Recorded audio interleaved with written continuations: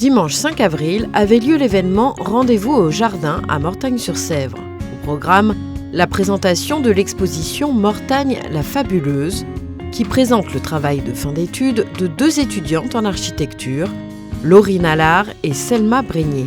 Elle propose de redécouvrir le territoire mortagnais à travers des fables et des croquis exposés dans les jardins de la Cure.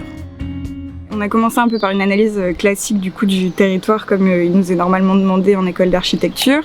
Et justement, on s'est rendu compte que différents acteurs concernés par les enjeux qui étaient soulevés n'étaient pas forcément que des hommes avec un grand H, mais aussi différentes entités humaines, non humaines. Et du coup, on a décidé de faire parler ces autres entités au travers de la fable, du coup en choisissant ce court récit assez allégorique pour représenter du coup ces différents enjeux-là et les faire parler, leur donner une voix sur ce territoire-là et donc l'illustrer aussi après au travers de dessins et le rassembler sur un travail cartographique plus grand. Et cet exercice a été prêté aussi aux habitantes et habitants de Mortagne qui ont envoyé quelques textes aussi.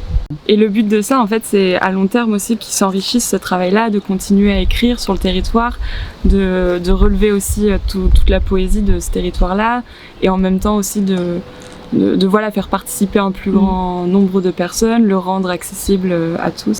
2 visites de l'exposition étaient proposées et animées par Laurine, Selma et Alain Merlet, comédien mortagnais.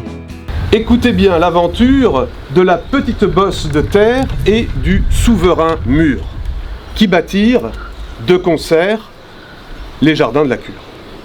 Notre duo tisse depuis lors un lien qui embrasse dans un bel accord de la Sèvre.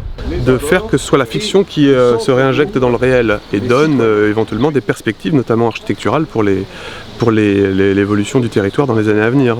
Et ça, c'est plutôt intéressant comme démarche, je trouve. Et puis le fait aussi d'y associer l'écriture et des citoyens, enfin les gens qui ont souhaité participer sont plutôt de la région. Vraiment très bien, très bien, c'était riche. Et puis de conjuguer l'architecture, l'urbanisme et tout le patrimoine. Et j'ai beaucoup aimé l'histoire du Ventru. Super, les fables, c'est très bien composé, très bien.